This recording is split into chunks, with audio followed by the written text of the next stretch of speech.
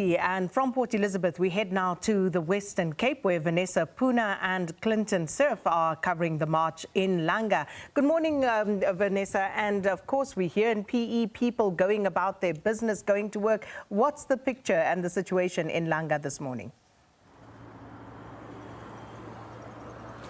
Yes, good morning. And travelling into work and also travelling from the offices in Sea Point to Langa, here we do see a steady stream of traffic as well as taxis making their way, carrying commuters into and out of the city as people do go to work. But of course, COSATU here in the Western Cape saying to us that they've called on their members to stay away today.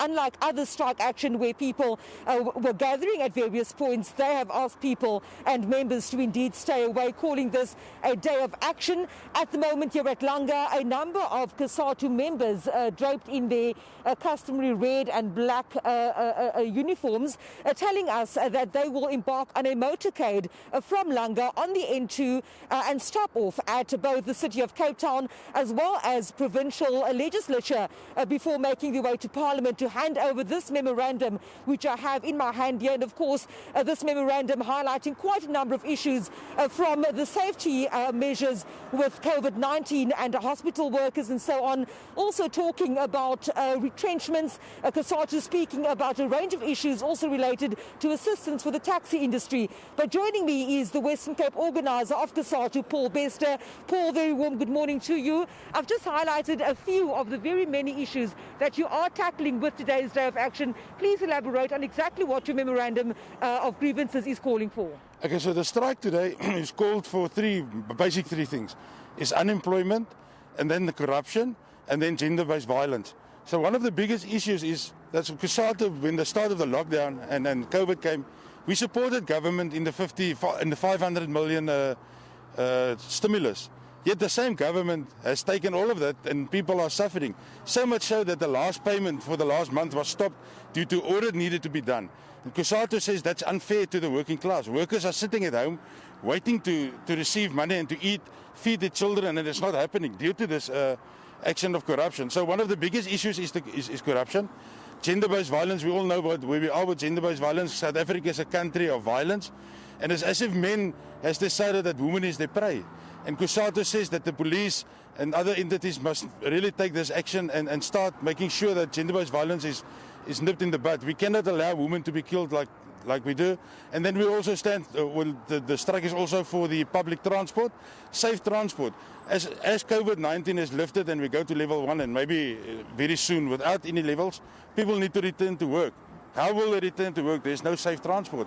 And COSATU said to the government, use the money that we have rather to invest in getting people to work as opposed to the corruption that we are seeing. Also, I understand that your affiliates are also heeding the call. What the impact would be then on schools, for example, and hospitals in this time of COVID-19, where a number of months have already been lost on the school calendar, and also many patients could not access healthcare due to COVID-19 being prioritised. Okay. So I heard you make mention of that when we started. This is a COSATU call to stay away. I mean, this is very different to all the others. Our successes in previous marches and pickets is seen by the many people that's on the street. We want people to be off the street. And so it's very difficult to say here what the impact will be at schools, because teachers will be there or they may not be there. Essential services are not taking part in the strike. They are having midday and lunchtime pickets today at their workplaces, but unfortunately with essential services they may not strike. But in the event that schools stay away, we need to also understand that the teachers is workers.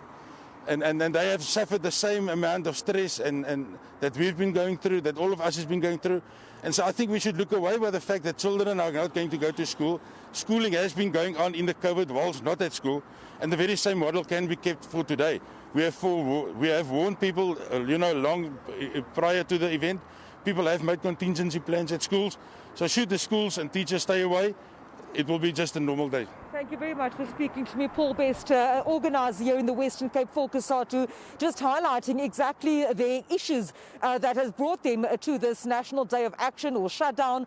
And very shortly, a motorcade of COSATU members will then be making their way from Langa into the city centre for the various stop-offs of handing over this memorandum calling for an end to gender-based violence, corruption, retrenchments, as well as a better working conditions for all workers in South Africa.